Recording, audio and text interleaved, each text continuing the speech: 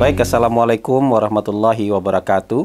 Kita berjumpa kembali dalam siaran mikrofon Hasan Nasbi, edisi briefing pagi.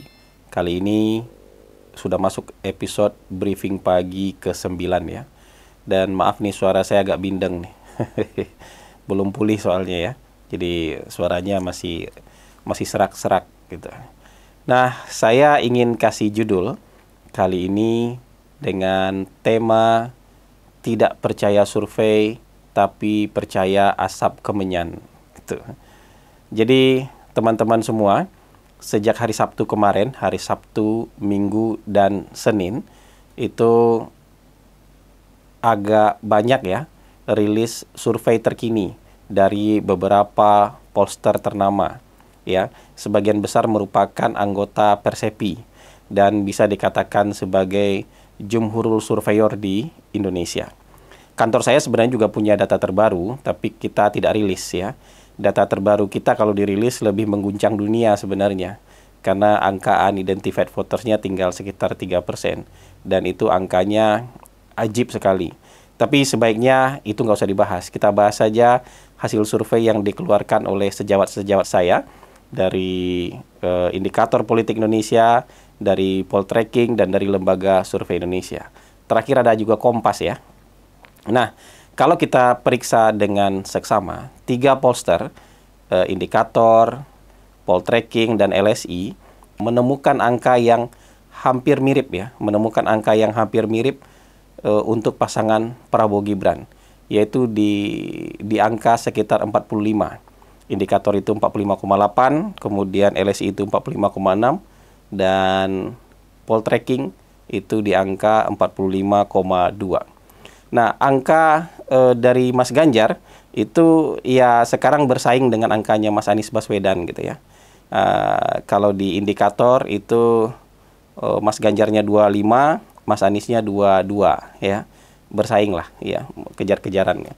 Kemudian kalau di LSI malah mirip tuh.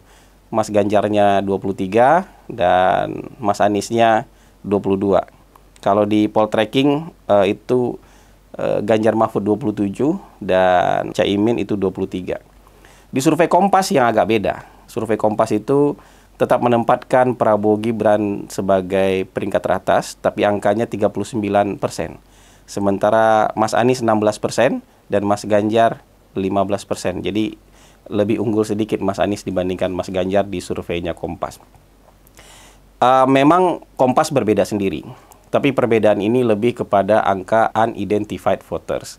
Saya selalu agak keras ya bersuara soal penyebutan istilah undecided voters dengan unidentified voters. Kalau undecided voters itu 5 tahun lalu nggak apa-apa undecided voters. 3 tahun lalu itu nggak apa-apa kita menyebutnya sebagai undecided voters. Mungkin orang yang belum memutuskan pilihan pada waktu itu memang masih ada. Tapi kali ini itu hampir nggak ada lagi undecided voters. Kali ini itu sudah disebut dengan unidentified voters. Unidentified voters itu adalah orang yang kita tidak bisa identifikasi pilihan dia apa. Dan kita tidak bisa mengidentifikasinya. Kenapa? Karena mungkin keterbatasan tools, alat, dan cara surveyor kita dalam menggali pilihan masyarakat. Makanya angka unidentified votersnya itu beda-beda. Ya, kalau di Indikator itu angka unidentified votersnya 5,8. Ya, di LSI 8,3. Di Poltreking 4,4. Kalau di Kompas 28,7. Jadi nggak tepat kalau kita bilang itu undecided voters, ya. Nggak tepat kalau kita bilang itu sebagai orang yang belum memutuskan pilihan. Tapi yang paling tepat adalah orang yang gagal kita gali pilihannya apa, gitu. Jadi Kompas dalam hal ini memang kurang terampil dalam menggali pilihan masyarakat. Makanya angka unidentified votersnya 28,7. Ini yang kemudian di-framing oleh Kompas sebagai pemilih bimbang meningkat. Ini sebenarnya bukan pemilih bimbang. Pemilih itu sekarang sudah punya pilihan semua. Cuman kita gagal aja menggali pilihan mereka. Tapi apapun itu, kalau kita mau jujur, jarak antara pasangan Prabowo Gibran dengan pesaing terdekatnya, apakah itu Ganjar Mahfud, apakah itu Anies Caimin, itu sudah besar sekali. Ya, jaraknya antara 18 sampai 24% jaraknya. Jadi gitu. Jadi jarak yang besar sekali.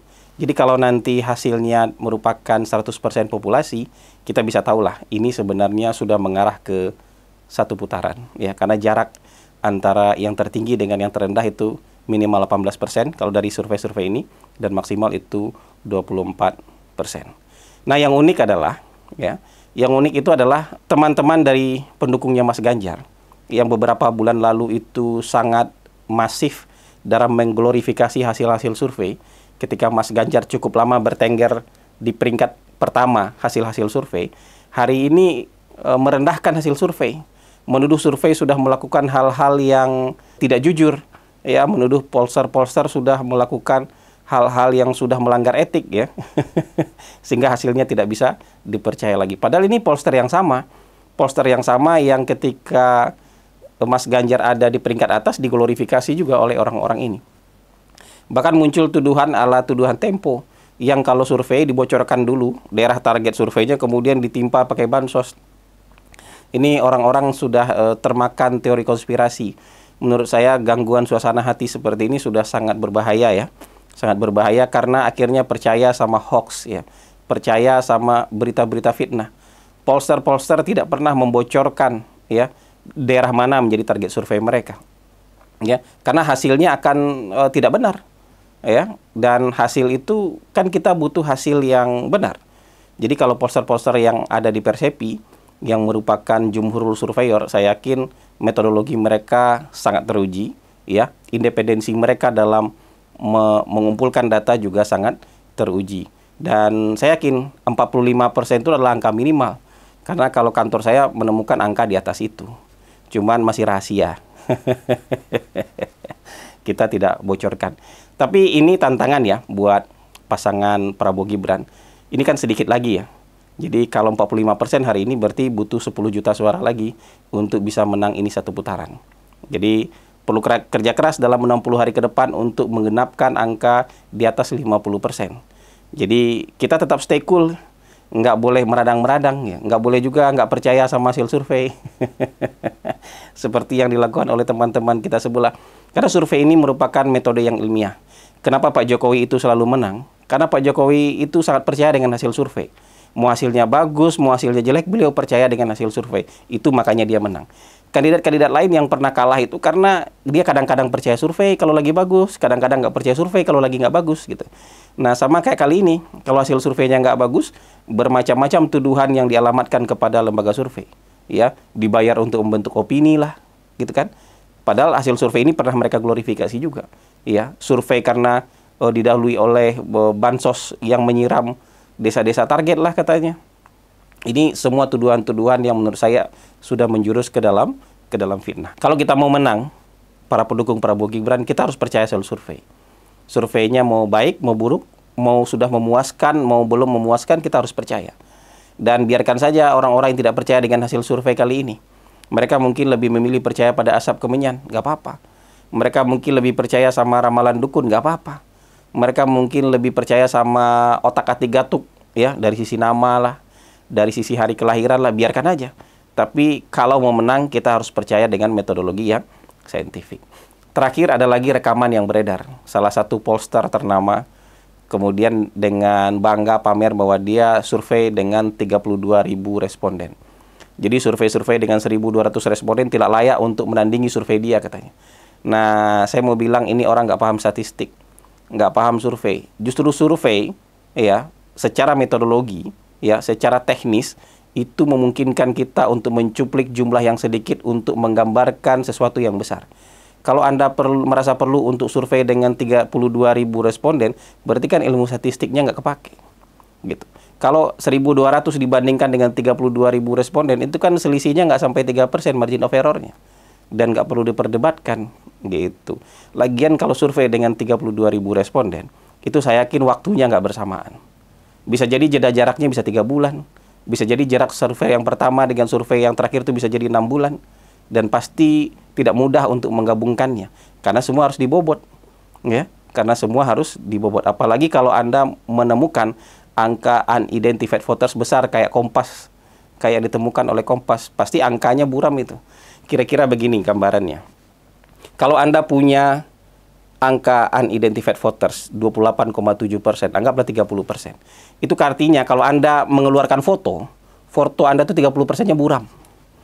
Kalau fotonya 30% buram atau kebakar, Anda kan nggak punya kesimpulan dari foto itu.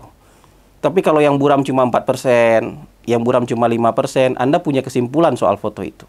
Itu aja bedanya. Jadi bukan pemilih bimbang itu, ya. Itu kegagalan kita dalam menggali pilihan dari responden, gitu. Jadi Prabowo Gibran dan pendukung-pendukungnya hari ini harus percaya hasil survei. Dan hasil survei ini masih mengharuskan kita untuk kerja keras, bukan santai-santai. Memang hasilnya bagus, tapi tidak boleh santai-santai. Kalau yang lain nggak percaya, biarin aja. Kalau yang lain akhirnya memutuskan untuk pakai feeling, biarkan aja. Yang lain memutuskan untuk pakai dukun dan asap menyan, biarkan aja. Gitu. Terima kasih. Wabillahi taufik wal hidayah. Wallahu muwafiq ila aqwamit thoriq. Wassalamualaikum warahmatullahi wabarakatuh.